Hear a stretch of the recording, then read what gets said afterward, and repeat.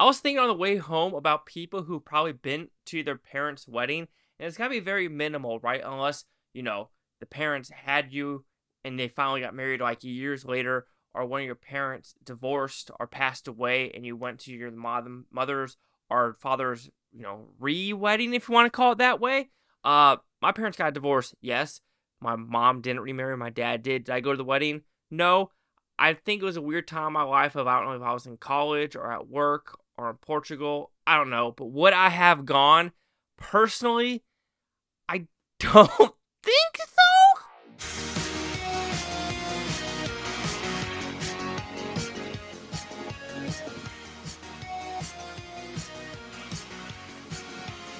Chase Lee Hockey here with the Blue Futon, reviewing My Mother's Wedding, which is about pretty simple premise. You have three daughters going to their mother's wedding, and when they're there, of course, family drama ensues because the mother had two husbands before. It's not like she divorced them. They passed away in the Navy.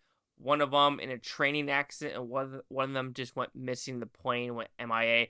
So two daughters were with the older one. The one is with the other husband, and now she's marrying the third one, and now all three of them are having their own personal dramas in their life. One of them may be a cheating husband. One of them, she doesn't know who she wants to marry or be with because she's been with a bunch of dudes and a Hollywood actress. And the third one, Scarlett Johansson, she is in the Royal Navy, and she's about to command a ship and the first female to do it. But at the same time, they all have kids. They all have relationship issues. And how is this story going to unfold?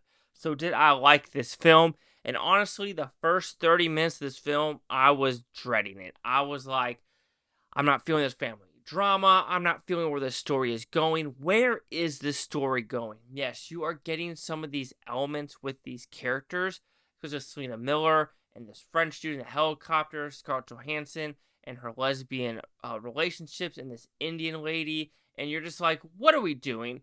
At a point, like, I don't know where the story is trying to push this. What are we trying to get from this story?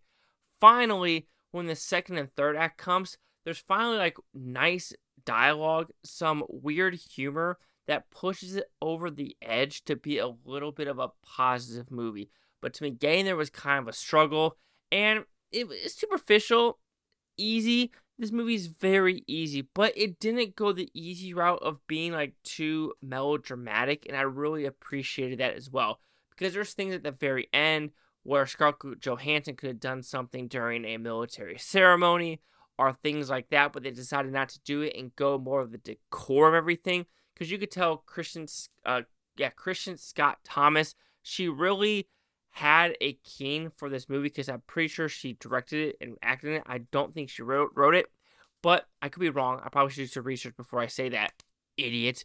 But what this movie does is she does like her father's, because she had two dads as well, like passing away, her father and stepfather, and they were both in the Navy as well. So I do think there was some correlation with her past life and this story and how it's portrayed. Because it's not just a story about the mother's wedding. The mother's wedding is honestly 20-25% of the story, right? It is more about, are you living in the past? Are you going to look in the future? Are you going to just realize maybe not everything was perfect as you say it was? And when Kristin Scott Thomas was doing this huge dialogue scene in a gravesite, that is like the best part of the movie because there's really good reminiscing nuggets that you could connect to if you've been in that situation or not, of what you should be doing in life and how you portray life, of what you remember as a child versus what truly did occur in real life on the adult sense versus the kid sense. And I kind of resonated that a lot because I remember growing up, of course, you had a gut feeling about your parents, right? Of like, are they sweethearts?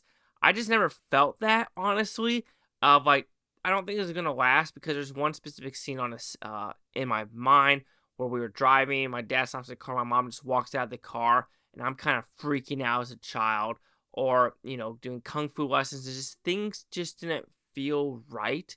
Because both parents were military as well and deployments and things like that. Like, I don't know. The connection wasn't there. I never really remember seeing my parents hold hands in public either. Like, it's just weird things where I recognized as a kid, And now, like, growing up when I was a teenager and, 20s, I resonated with that. And I even tell girls when I'm dating, I'm like, how are you with PDA? Because growing up, it was just a weird thing for me. And of course, when I see people cupcaking in public, I'm like, that's kind of weird. But you're probably thinking, what does it have to do with the movie? What it does have to do with the movie is when you're a kid versus when you're an adult. How do you see your significant other and your parents? Because your parents are probably seeing something completely different because they're adults and they're probably shielding the kids from a lot of things. And I really love that dialogue segment in that film. The stories between the three sisters and what they're going through, there's pretty one funny scene about something happening with a whistle. I did kind of bust out laugh because, like, oh, but you just think, like, is that even possible? What with the whistle and what he's doing to blow the whistle? I don't know. Things happen on that weird level. But again, some stories are just there to be there and don't really push the boundaries, especially the Selena Miller's character when the Hollywood actors are like, who is she going to be with? Is she going to be with the rich people? Is she just going to be with her, high school sweetheart or junior high sweetheart? You have, like I said, the cheating husband, then you have, Scarlett Johansson's lesbian relationship. And like I said, it's all fine and dandy, but at the end of the day, it is kind of a superficial movie. And when I'm looking at it from Act 1, Act 2, Act 3, like I said, Act 1, I had no idea where this movie was going. Like, what are we trying to do? Is it going to be more than just a family, like, bickering session? And it did turn to that for some of it, but it was a very smooth sailing end where I could really appreciate what she was doing and the different storytelling elements in this film. So overall, My Mother's Wedding really isn't about the mother's wedding. It's about the family and how they are going to portray their own weddings, as well as how the past is molding them for the future, still as grown-ass adults. Some good acting overall. It's a fine-looking film. It is very much, though, for the older crowd. 100% for the senior citizens. This is not for anyone under 35, if I had to take a rate. God, 36 is not a senior citizen. I could promise you that. So My Mother's Wedding will receive a 3 out of 5 with Futon. It was at 60%. We'll see the critics and user scores gave this one. And I'm going to guess it's not the greatest. What we have, though, is My Mother's Wedding, a 33% with the critics with 36 of them. No critic consensus.